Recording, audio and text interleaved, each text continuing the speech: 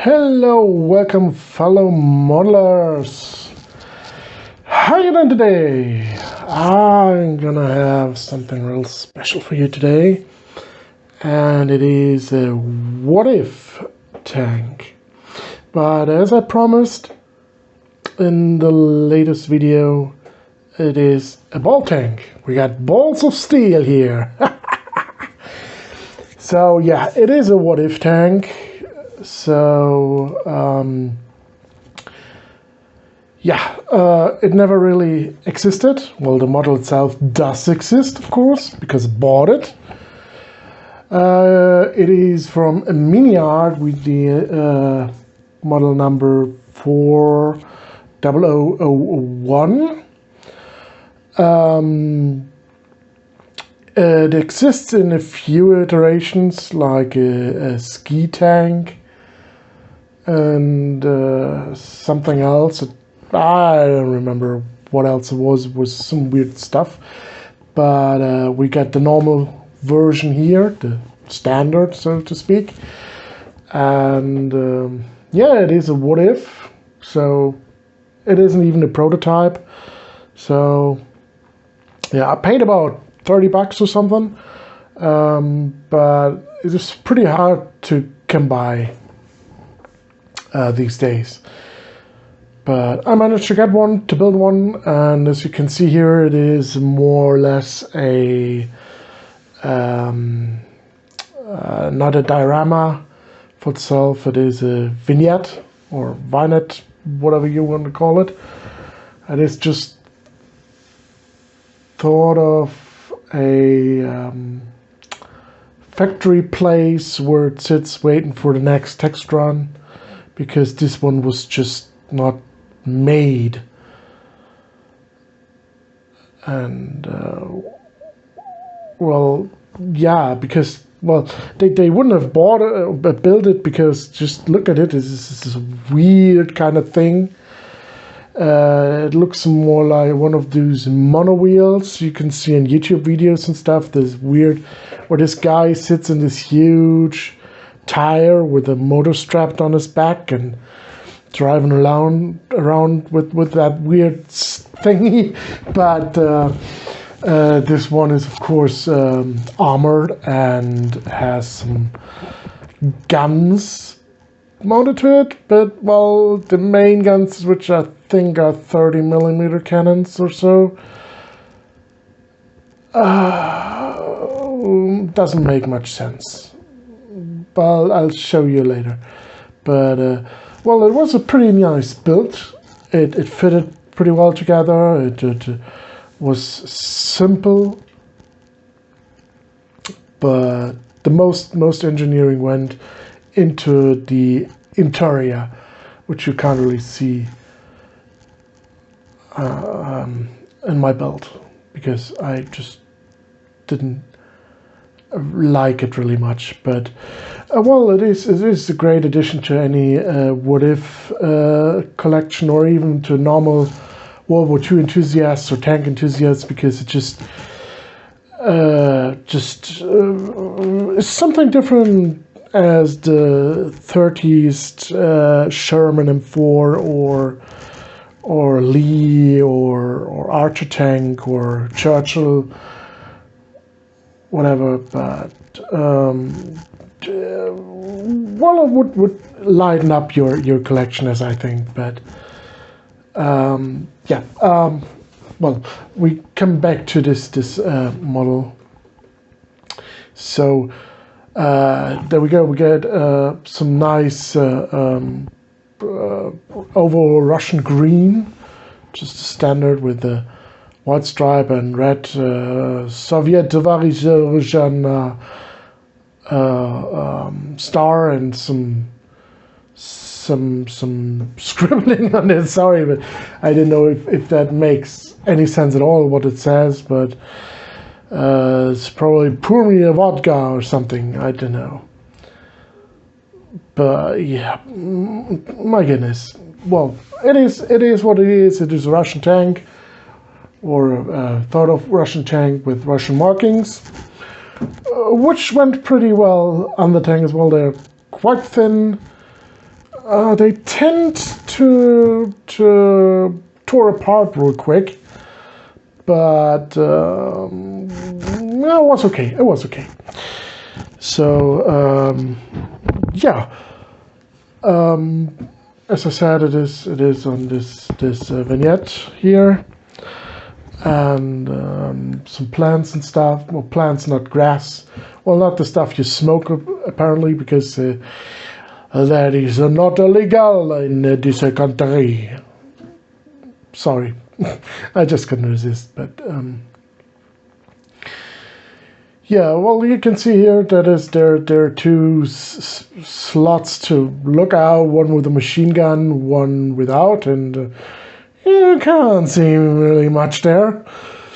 Well, I guess you guess more than you see where you're going, and especially these cannons here with a peaky, tiny little hole to look out and aim the gun. There you can see it's like ridiculously small and useless. So that means it is what if, because who would build such the thing? Nah. So so you see here that I weathered it quite a bit, even for a prototype test tank. We got distressed colors, we got dirt, debris, we got rubbles, and we got a bit torn down of the rubber. We got markings littered off. We got rust, and this distressed color here, this spotty kind of stuff, is something I experimented on this tank with. These are photo etched, what is it called? Stencils, which can also be used on planes to make this spotted camouflage theme on German, I think about 1943, 3-color splattered camo theme on the planes, on the fighters. But it worked pretty well on these surfaces here. Made pretty good of it, and then you can see that it isn't a chain. It is just basically a giant wheel running around the entire tank. So it is just a bit dirty, and just a little bit, because after each test it would come back and get cleaned and checked and inspected and whatever. And there you can see the hatch quite used, because you just use it every day, couple of times a day. And so I let the color splitter off and get a bit rust. But overall, it is quite low on details on the outside. Most of it, as I said, went into the interior, but I just didn't really matter for that, because this is just what if. No, but I'll show you a picture of it, where you can see how it is constructed inside, and you can see the ridiculousness on this tank. Just the motor is just strapped to this giant frame, and a giant drive wheel pressed to the wheel, and makes a turn. That's just what the hell. And the next picture here I'm going to show you is about the where the crew sits or is strapped to. Well, even there are no straps, so you're just sitting there hanging in there. Exactly, that's the thing. And if you fall off, you're just screwed between the hatch and the motor or the engine, and the I don't know, that's just something nobody would consider being okay for a crew. But I'm gonna show you my interior here a little bit with the magic of zoom. And yeah, I'm working on that. I'm sorry, I'm not that far yet with camera work, and I'm not a camera operator would get a Oscar for his work, but hey, at least we can see something here with the light on. You can see the machine gun, the seat, this drive wheel there, the engine, which is all pretty nice detailed. I'm not saying it is not. And there are more of the engine and coolant part. But well, you can see where they went with what I thought would be appropriate to paint and stuff. But I'll take the camera in my hand now and show you hopefully a little bit more of the interior for my model. But you can see I'm shaking, baby. But there you get the bag, which contains the shells, the fired shells, and the engine. There you can see the seat of the gunner, which pretty much just hangs in there. No straps attached, no strings attached.